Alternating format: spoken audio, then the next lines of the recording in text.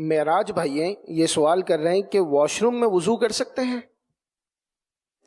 Wash room میں سے مراد غالباً یہی ہوگا کہ برابر میں وہ بیسین ہوتا ہے، لوگ اس میں وضو کرتے ہیں، تو یہ وضو تو یہاں ہو جائے گا، البتہ کچھ پڑھ نہیں سکتے، بسم اللہ بھی نہیں پڑھ سکتے، تو اس لیے اگر ایسی جگہ وضو کرنا ہی پڑ گیا، آج گھروں میں یہی ہے، جنرل مطلب گھروں میں اسی طرح ہے، ایسا نہیں ہونا چاہیے، وضو کے لیے الگ سے اہتمام ہو،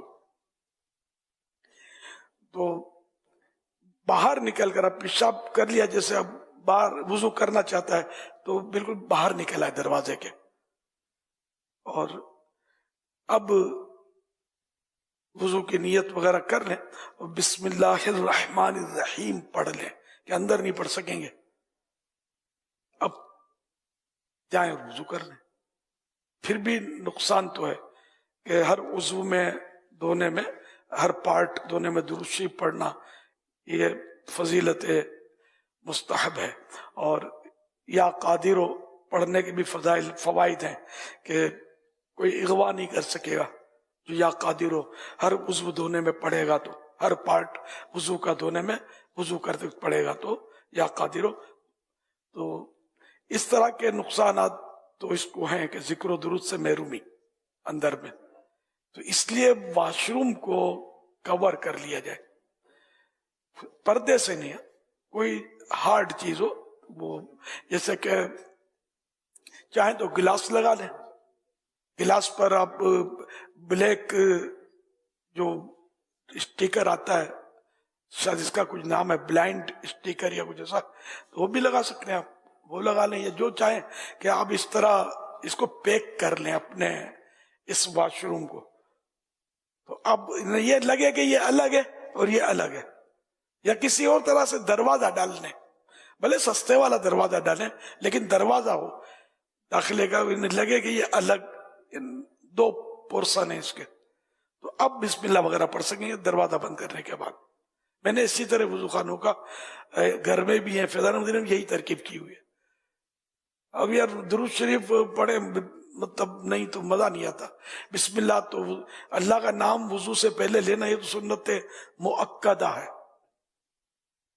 بسم اللہ الرحمن الرحیم کہ کہا تو یہ اللہ کا نام لیا، تو اس طرح نام لینا یہ مستحب ہے، اگر مطلقاً یوں کہہ دیا اللہ اکبر وضو شروع کیا تو بھی یہ سنت ادا ہو جائے گی، لیکن بسم اللہ پوری پڑھیں تو یہ اچھا ہے، تو یہ بھی باہر کے نا، اور جب یہ دروازہ بند ہو گیا، دروازہ ہے اس میں، تب تو وہاں وضو خانے پر وہ بیسن پر وضو خانہ ہونا دیا، اتنی چیزیں بناتے، اب تو بڑے بڑے سوئمنگ پول بناتے ہیں گھروں میں لوگ، جن کی کشادہ جگہ ہوتی ہے، یہ بھی جائز ہے، باغ لگاتے ہیں اندر میں، یہ بھی جائز ہے، وضو خانہ بنانا یہ بھی جائز ہے، وہ یہ سارا اپنے نفس کے لیے لگایا آپ نے، اور اللہ کی عبادت کے لیے وضو خانہ بنانے کے لیے کوئی جگہ نہیں ہے،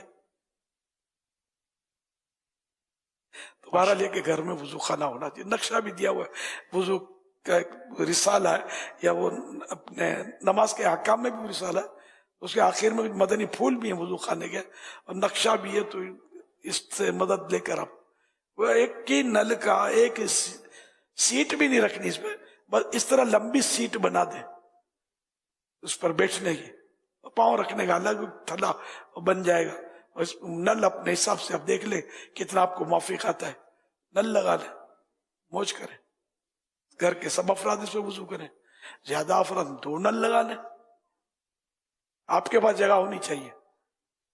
ہمارے یہاں کہنے سے فرق تو پڑ رہا ہے، ابھی ملک سے باہر چند جگہوں پر دیکھنے کو ملا ہے، یو کے میں بھی دیکھنے کو ملا، ساؤتھ افریقہ میں بھی دیکھنے کو ملا کہ اب اسلامی بھائیوں نے ایسا لگ رہا ہے کہ شاید ان کا ذہن بن رہا ہے اور انہوں نے وضو خانے بنانے شروع کیے ہیں، مجھے بھی نظر آئے ہیں، تو فرق تو پڑ رہا ہے، لیکن یہ کہ بہت رفتار اس کی انتہائی سلو ہے، شاید ایسا لگتا ہے کہ چند ایک ہیں جو اس کو اثر کو قبول کر رہے ہیں، بقیہ شاید وہ ہمت نہیں کر پا رہا، حالانکہ گنجائش دیکھی ہے باقیوں کے یہاں کہ وہ چاہیں تو اپنے یہاں وضو خانہ بنا سکتے ہیں، کئیوں کے باتھ روم بھی دیکھے ہیں تو ان میں گنجائش ہوتی ہے کہ پارٹیشن وغیرہ ہو سکتا ہے. اگر باتھ روم میں نہیں بھی ہے تو کوئی باتھ روم سے باہر بھی یعنی ٹوائلٹ سے باہر بھی کہیں مناسب سی جگہ پر وضو خانہ بنایا جا سکتا ہے. اگر ہم بنانے کہ ہماری سوچ ہو تو بن جائے گا انشاءاللہ. رسالہ وضو کا طریقہ، اس کے پیچھے وضو بنانے کا طریقہ باقاعدہ اس کے میپ بھی وضو خانہ بنانے کا وضو خانہ آپ وضو کا طریقہ جو رسالہ ہے اس کے اینڈ میں اس کی پوری میجرمنٹ دی ہوئی ہے. یا میل سنت کے ہی استعمال میں جو وضو خانہ رہا ہے، بلکہ جو وضو خانہ ہے یہ سمجھے کہ یہ اس کا مطلب کہ یہ سارا وہ ہے بنا ہوا. لیکن مشکل یہ ہے کہ جو کیونکہ کوئی بناتا نہیں ہے نا، کوئی بنواتا نہیں ہے، اس نے کوئی بناتا نہیں ہے، یہی ہے. ان کو تجربہ ہوتا نہیں ہے بنانے والوں کو. یہ ایک تو پرابلم ہے کہ ان کی اگر برابر ان کی مانیٹرنگ نہ رکھے نا، نگرانی، تو یہ کیا کا کیا بنا کے دے دیں گے آپ کو. یہ بول دیں گے ایک قطرہ بھی نہیں رکے گا. اب قطرہ نہیں رکے گا، اتنا زبان نہیں رک جائے گا، جو پھچ پھچ کر کے چھینٹے اڑیں گے. موج کرو، وہ نہیں آتا. مسجدوں میں وضو خانے صحیح نہیں ہوتے، طرح طرح کے وضو خانے ہوتے ہیں، اتنے گہرے گہرے بنا دیتے ہیں کہ خادم بھی اس میں کوئی مطلب نہیں، اکھاڑے کا پہلوان چاہیے. اگر ہم جیسا آدمی تو یوں کرے تو کمر میں چوک پڑ جائے. اتنے گہرے صاف کیسے کرے یار اس کو. یہ بنا ان کو یہ بول دیتے ہیں مسجد والے کہ وضو خانہ بنا دو، اور وہ بولتا ہوگا میں نے 10 مسجدوں کا بنایا ہے، اور 10 روتے تھے، اب 11واں ہو گیا رونے والا وضو خانے کو ویسا بنا کے چلا گیا. یہاں تک میں نے دیکھیں گے اوپر کا جو پلیٹ فارم ہوتا ہے نا، تو پانی نیچے جانے کے مطلب پیچھے گر رہا ہوتا ہے پانی، بیچاروں کو سوچ کا ہی نہیں پڑتا. جو نمازی ہو، تجربہ کار ہو تو وہ شاید ہو سکتا ہے کہ، لیکن بنانے کا تجربہ بہرحال نمازی کو بھی نہیں ہوتا. یہ گڑبڑ ہو ہی جاتی ہے. سلوپ نہیں رکھتے صحیح، گھروں کا سلوپ نہیں رکھتے، چھتوں کا نہیں رکھتے. پانی جمع ہوتا رہتا ہے، چھت میں ٹپکتا ہے. سلوپ صحیح ہوگا تو پانی رکے گا نہیں جو ٹپکے گا. حضور یہ تو آپ کے ساتھ جو دیکھے گا یا یہاں سنے گا نا، تو اس کو یہ تھوڑا سا نمازی کے بات کر رہا ہوں، جس سے مطلب جس کو کئی سال ہو گئے وضو کرتے ہوئے، نماز پڑھتے ہوئے، اس کا کہہ رہا ہوں. وہ آپ کو دیکھے یا اس طرح کی باتیں سنے نا، یا تھوڑا پریکٹیکل دیکھ لے کہ یہ چھینٹے نہیں آنے چاہیے، تو نل کا یوں ہونا چاہیے، تو کپڑے گیلے ہونے سے یوں بچانے چاہیے. اب جب یہ سوچ ہی کہیں نہیں ہے کہ اگر وضو کے پانی کا چھینٹا آتا ہے تو کیا پرابلم ہے؟ اگر کپڑے گیلے ہوتے تو وضو کا پانی سے گیلا ہوا نا، وضو کا پانی ہے نا، تو کیا پرابلم ہے بھائی؟ یہ تو اس سے کیا پرابلم ہے؟ اگر بالکل نیچے جھک کر ہاتھ ڈالنا پڑتا ہے بھائی، پرابلم کیا ہے؟ اور اگر یوں منہ کے اوپر پانی یوں نہیں آتا صحیح تو ٹھیک ہے، ہاتھ تو رہا ہے نا. تو یہ مطلب کہ نا وہ جس کو درد کا مزہ نازے دوا اٹھائے کیوں. تو اب یہ ہے تو پتہ ہی کوئی نہیں ہے کہ یار یہ بھی ساری چیزیں ہیں احتیاطی. منہ سے خون نکلتا ہے کتنوں کے، تو ان کو یہ بھی نہیں پتا ہوتا ہوگا کہ ہم نے مطلب ہمارے منہ سے خون نکل آیا، وہ خون سے لگے ہوئے چھینٹے آ رہے نہیں آ رہے. بلکہ وضو کرتے ہوئے کتنوں کا تو وضو میں دھیان نہیں ہے، وضو باتیں کرتے کرتے تو وضو ہو رہا ہوتا ہے. اور سناؤ آج بھی دیر ہو گئی، اب اتنے میں پاؤں بھی دھل گیا. آپ نے نیتیں کرتے رہیں گے، آستین اوپر چڑھائیں گے، اتنی دیر میں تو وہ پاؤں دھو کے بھی نکل جائے گا کہ چل بھائی. تو یہ ہوتا ہے. تو یہ ساری چیزیں اصل میں اندازہ نہیں ہے، جس کی وجہ سے مجھے ایسا لگتا ہے کہ شاید یہ ان احتیاطوں کو سمجھ ہی نہیں پا رہے جو آپ ارشاد فرماتے ہیں. یہ تو پرانا مسئلہ ہے. وہ آپ نے بولا نا اپنے نیتیں کر رہے ہیں، آستینیں چڑھا رہے ہیں بھائی، ہاتھ یہ پاؤں دھو کے نکل گئے بالکل اپنے دیکھتے رہے. اس کا اصل یہ پرانا پرابلم ہے.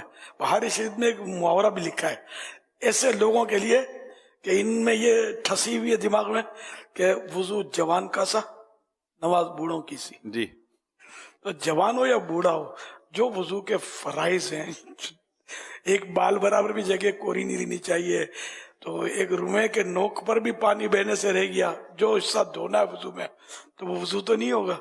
تو سردیوں میں تو خاص کر وہ کھال جو وہ سکڑتی ہے، اس میں وہ ایک طرح سے مطلب کہ لکیریں پڑ جاتی ہیں. اس کو ذرا ملیں گے نہیں تب تک شاید پانی مشکل سے وہ دھلے. یا بہت دیر تک پانی میں اس کو بھگو کے رکھو تو شاید دھل جائے. ایک دم نے نل ڈالو تو وہ تو اس میں سے گزر جاتا ہے، اور وہ جو دھاریاں ہوتی ہیں سردی کی وہ تو خشک رہ جاتی ہیں، سوکھی رہتی ہیں. یہ ساری تو یہ تم کہاں کرتے ہیں وضو؟ شاید پھر بولتا ہے کہ ہم تو بچپن سے نماز پڑھتے ہیں، اور یہ وہ پروگرام، یہ نماز پڑھی کب ہے یار؟ صحیح نماز مراد ہے میری. اب یہ وضو کو روہت ہم رو رہے ہیں ابھی کہ وضو نہیں کرتے صحیح. نماز کہاں سے پڑھتے ہیں؟ سیکھنے کا کس کو ٹائم ہے؟ نوٹ گننا سب کو آتا ہے، نماز پڑھنا یہ پڑھ لیتے ہیں، بس جو بھی باپ داداؤں کو پڑھتے دیکھا تھا تو اسی طرح پڑھ رہے ہیں۔ صلو علی الحبیب صلی اللہ علیہ محمد۔